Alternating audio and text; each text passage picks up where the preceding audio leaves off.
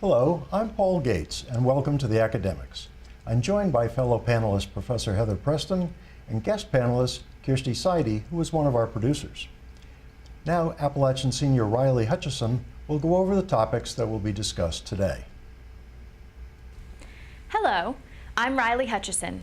Today on the Academics, the panel will discuss the current events affecting us globally, nationally, and locally here in the High Country.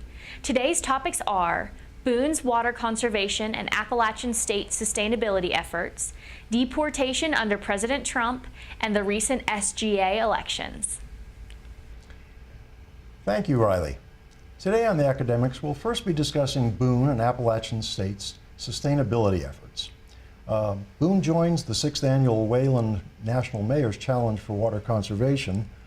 What's that about, and when's that start? Yeah, so it's for the whole month of April, and we're joining this challenge, obviously to promote the conservation of water and our natural resources, and it's just like a way for different cities to kind of like compete against each other to see who can pledge, have the most citizens pledge to help conserve the water. So I think also with that comes some incentives. So whichever, I guess, city has the most percentage of residents that pledge are able to win prizes like a Toyota Prius or some other different prizes, which I think is great because a lot of people don't necessarily care or have much knowledge about conservation of our natural resources. So I think that that's a great way to promote that. Is the university involved in this too, or we're a pretty big presence in Boone? Yeah. Obviously, our university is big on sustainability, for sure. I think more the town of Boone is promoting this challenge because it's a mayor's challenge. But Appalachian State has done a ton towards sustainability. The Renewable Energy Initiative program that we have here educates students, but they also, have implemented a lot of things on campus as well. So the population of the university is nearly this, or about the size of the town of Boone. Yeah. So and we probably account for about half the water usage, I would think, as residences and industry. Yeah, I think it's a great initiative, particularly for cities, because I live outside the city, so I'm on a well. Yeah. And I'm very conscious of how much water I use and when it's rained and when it hasn't. Yeah. So, simple things just like turning off the faucet when you brush your teeth saves a tremendous amount of water. Turning it back on only when you need it. But in cities where it's kind of out of sight, out of mind, it comes to you whether the power's on or off. If you're on a well, it doesn't. Your pump doesn't work, right? You really don't have to think about water the same ways that you do if you're out in the country on a well.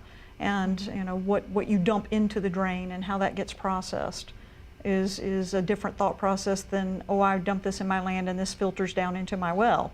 There's that idea as well. Oh, and Boone's grown a lot in 20. I've been here 22 years, and Heather, you've been here nearly as long. I can remember when we moved here, they used to say that the university had 12,000 students, the town of Boone had 12,000 residents, and the rest of the county had 12,000. Well, now we're up to about 18, and 18. Wow. So we're over 50,000 total Watauga County residents, and water's been an issue for a long time. I mean, every time an apartment complex is talked about, the first thing that comes up, water. When the cottages were built, particularly, I mean, that was a big development. Very first thing, can we support that place, that much development all at once with the water we've got available? No, that's a legitimate question. People need it. Yeah. Definitely.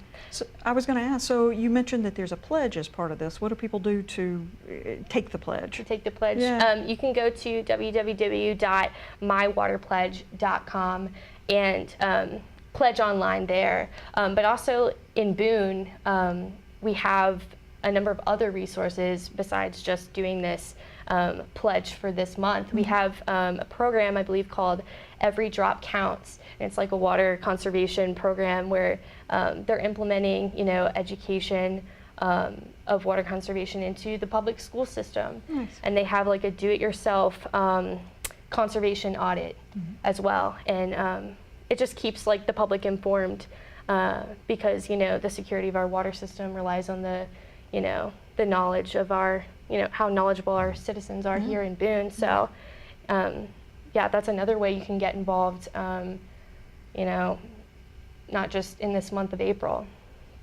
Of course, water is not the only component to the university's sustainability efforts. And it might be worth mentioning that today the university is having a number of workshops and so forth on campus. I think it's an all-day event. Yeah, we've been involved in, you talked, Kirsty, about wind power and other things like that we take pretty seriously. And you know, recycling has stepped up. I know the Sustainability Office really concentrates on that too. Yeah, they have the Zero Waste Initiative, you know, to have students and faculty really, you know, focus on recycling and being aware of their waste. And I do like, and one thing that I notice on campus is they have, you know, taped to the paper towel dispensers in the bathrooms, like a sign that says, you know, Zero Waste Initiative, like try like using the hand dryer instead of, you know, using paper towels. And that's just a simple thing, but for me, if I, you know, I'm in a hurry and I don't necessarily think, you know, to use the hand dryer, it's just a way to like, you know, keep people in check and like keep people, you know, informed about that. And encourage conservation. Yeah, and you know, you mentioned the simplicity of just a message sparking your awareness. I love that, but the acts that every single person can do, they're very simple. It's just a minor change in your habits, but you have to be aware of it first. Well, You do. Okay, now let me put in a plug for the books that have been weeded out of the library collection. Last year, the library started taking out books that weren't circulating and that were damaged and out of date and so forth. And they were going to go to the landfill, but Lee Ball and I managed to, when I was on the Senate, have them diverted to the Sustainability Office, where there's now a continuing book sale. They're like we have to charge something, so they're a penny a piece, but of course hope that people will leave maybe a quarter a piece, and that's all going to, according to Lee, his plan is to use the money to install additional water bottle filling stations on campus. It's win-win. No matter how you look at it, it's a win-win policy. Everything informs something else, and it's a chain reaction. It's beautiful. Yeah. And that's the whole idea of sustainability. Yeah, of course. Because everything affects everything else. That's exactly. Definitely. Well, next we're going to be discussing the deportation orders under President Trump. We've seen pretty regularly, I think, on the news, deportation activities, the ICE getting people. What are they doing? How are they deciding who gets targeted for deportation? Good question. You know, I don't know that I can answer that with any certainty, though we obviously can make connections with people who have come in from Mexico. We make connections with people who have come in from the countries that are on the travel ban that is suspended at the moment. What's interesting to me is also how they're picking up people when people show up for a court appearance. They're being ambushed, essentially. If they're coming in to talk to someone about how to be a better citizen and get some advice on how to go through the immigration process, they're being nabbed. Yeah, I understood originally that the criteria was for efficiency's sake and for resource, to save resources, that they were going to concentrate on people who had already been processed into the criminal justice system for some reason. Yes. And when they show up, like you say, at a hearing, they're easy to pick up right there, rather than try to chase them all over a city. But apparently now it's protected citizens. I mean, are we talking about? And you mentioned this other. Are we talking about people who are on visas and who have green cards? We're talking about, as you say, protected citizens, people who have the legitimate right to be here. Doing what they're doing. They're not breaking any laws. They're being productive citizens while they're here. staying out of the limelight. And you know, it just amazes me that you will tell someone, yes, you're welcome in our country, and then take them and send them home. It's a horrible message to send Americans. It's a horrible message to send to the rest of the world. And there's some serious ramifications for that, both, you know, in terms of tourism and trade. And I can throw some stats at you since I like to do that. There's been, since the original ban, just travel ban, not including the electronics ban of anything larger than a cell phone on a plane, tourism has dropped tremendously. In the past few months, United Arab Emirates, who is the world's largest international, who carries more international traffic than any other carrier in the world, okay, has, their bookings to the U.S. have fallen by 35% in the wake of the travel ban. I'm not sure how the deportation information is affecting that. The stats aren't out on that. That 35% drop, occurred before the electronic device announcement. Immediately after the initial ban, it's not just people from countries that are on the ban. It is Canadians. It's traditional white Western Europeans who don't feel welcome in this country. And so those bookings have dropped as well. Hotel bookings, flight bookings, obviously. They don't feel welcome.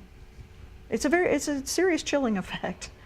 Yeah. Of course, one of the components of this that we hear a lot about is the students, young people, who have been brought by their parents as children under the Action for Childhood Arrivals program, the DACA. And with the university, I think we're kind of concerned, right here in Boone, that that this aggressive stance that they're taking against foreign nationals might affect us in the student population. Yes. Are people talking about that? Yeah, and it already has been affecting people. We had a student this past January with the travel ban that Trump enacted.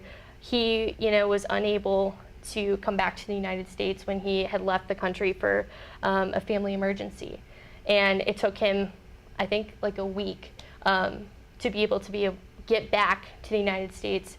And I think he was quoted as saying that he didn't even want to come back to the United States at that point, because he was just like, they don't, if they don't want me back, then why would I want to go back? But his brother kind of helped him. They went back to the airport, every day. But it is affecting Appalachian students, and it's definitely unfortunate that this is the case. And it seems that the real tragedy is not just the action itself, but it affects people who are in the middle of education, they're in the middle of a career, or at least trying to start. Medical institutions. Things. Yes. Oh, well, Yes. Healthcare. Yes, of course. absolutely. I mean, the statistic on the number of foreign trained doctors in the United States is enormous. Yes. And not just for doctors who will join the healthcare system in the United States, but to be here for education and then maybe go elsewhere. That cuts down too. And the training not just affects them, but the people who aren't getting treated. That's right. By medical care. Medical people under training. Yes. There was a NBC News story from yesterday that said that 17 attorney generals are on record saying that the travel ban harms universities, medical institutions, and tourism. We've got the stats for tourism. I don't have all of the stats for the other ones, but it does. If you just look at the biggest picture, it harms the idea that we live in a diverse world, right? That the world isn't all us. And if you don't accept that, it puts everyone at a disadvantage, including us here. The stats on diversity at any level, whether you look at K through 12, you look at universities, you look at corporate America, the stats are phenomenal. Diversity contributes quite a bit to innovation. Teams that are more diverse are more innovative. The companies that are the most innovative in the country or in the world intentionally go out and seek diversity. to put their teams together. They know that it helps them in the marketplace. It helps their bottom line. It is, just learning about diversity. If we bring it back to the education side, it intensifies self-awareness. If you know other people who are not like you, you are better able to decide who you want to be in a world that does not look like you predominantly. It expands knowledge, a knowledge base that promotes creative thinking, so that adds to the innovation, obviously. Like I said, the world's diverse. It encourages students, particularly college students, even though kids are thinking about careers a lot earlier than I ever did, college students to think with a global mindset. Not only in the sense that they will be working with and in areas, even if they never leave the U.S., where their corporation has offices, and that things don't happen exactly the same way in a business sense in those places. It also opens their world to travel and wanting to go somewhere else and challenge themselves to live somewhere that's not quite like home. Another one is it's a win-win for social development. You're much more capable of getting along and understanding how to do that. Yeah. Wonderful benefits. Definitely. And lastly, we're going to be discussing the recent Student Government Association elections and the newly elected president, Anderson Clayton, who is a female. Thoughts on the Anderson Lee campaign? Kirsty, you're pretty close to that. Yeah, they are both, Anderson Clayton, Alan Lee, they're both very, very involved individuals on campus and very bright. And I just, not only I think Anderson Clayton is the first in a while. She's like the first female president in a long time at Appalachian State, and I think that it's neat to see how we're going from a multicultural, more diverse group of students on the SGA board to, a female and an African American male as leaders on campus this year, and we're continuing that trend. I think that's super important here on campus. Well, it's been intentional to increase that diversity. To go back a number of years, I have that long view I can take. And you're exactly right that Anderson is not the first female, but I can't think of very many. I mean, I can think of one probably about 15 years ago, and maybe one since then. But this is the exception rather than the rule, and this may be, do you think, a permanent change? I mean, is this the way it's going to evolve from this point on? I'm hoping so. It's unfortunate that Appalachian is a primarily white campus, and there has been movement to have more diversity here on campus, and I think there has been a few problems with retention rates and keeping some of those students here. But I do think we are reaching out, and having more of a diverse campus, which is important. And I think these two students specifically are going to do a great job of making everyone feel included and safe on campus, and that's very important as leaders here. Particularly in the climate that we have. Yeah.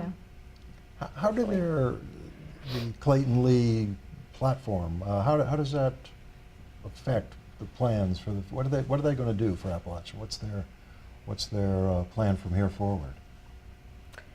Well, one thing in particular that they have noted is that they want to work with community businesses to provide underrepresented groups with adequate hair services. And I think that's so important because I have a friend that is of another race, and she does not have a place that can serve her in that way. So she has to travel back home like an hour or two away just to get her hair done. And I just think, we've evolved quite a bit here. There's enough diversity here at this point that I think we should have, more services like that here. So I think that's important, and it's good that they're like implementing that and reaching out to those local businesses to try to help provide some of that for students.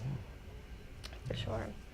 Other initiatives along that line, you know, things that not necessarily are not available in Boone, but need some extra promotion. You know, there is the Chancellor's Diversity Initiative, which I think had 14 different components, and they're, you know, obviously working with the minority student community, multicultural center, and so forth, on advancing some of these. Are there others that are making similar kind of progress, or that Clayton has in mind, you know, for future plans?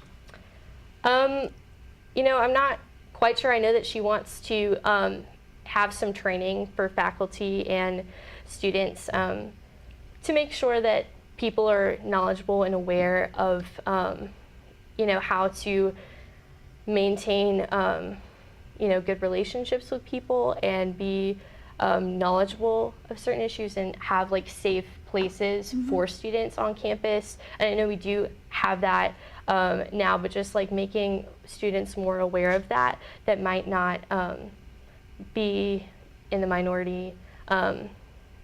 So Community, yeah. Yeah. Yeah, it's an awareness thing. Again, just like with conservation of water. Yeah. If you are a member of a community that's very large and most everyone looks like you, there are a number of things you don't ever think about, like hair care. The example I use in one of my classes is the color of Band-Aids.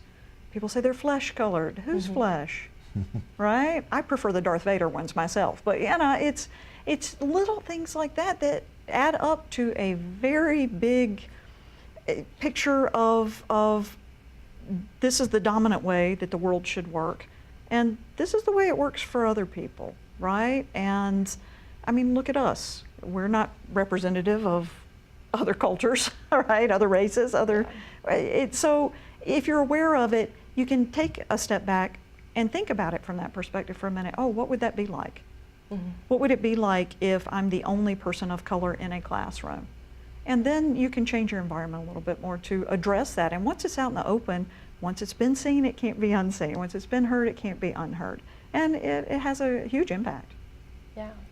And they're also, I know they're fighting for different food options on campus, you know, having some, you know, kosher options, more vegan options. That would be nice. Culturally themed foods. And even like they are interested in doing food truck Fridays on campus, which I think is really fun. Yeah. And that'll bring everyone together. That is great. Yeah. And you know, diversity isn't just race. It's not gender identification. It's all of these things. It's the diet that you have. It's no matter why you have it, right? It's just having the option to find something that is yours, that you relate to. Yeah. Oh, yeah. I mean, the whole cultural menu.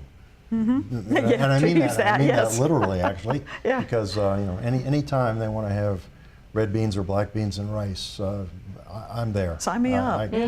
I'll go and do that anytime that's available. No, absolutely. Well, that's all the time we have for this week. Thank you for tuning in to the Academics. See you next week.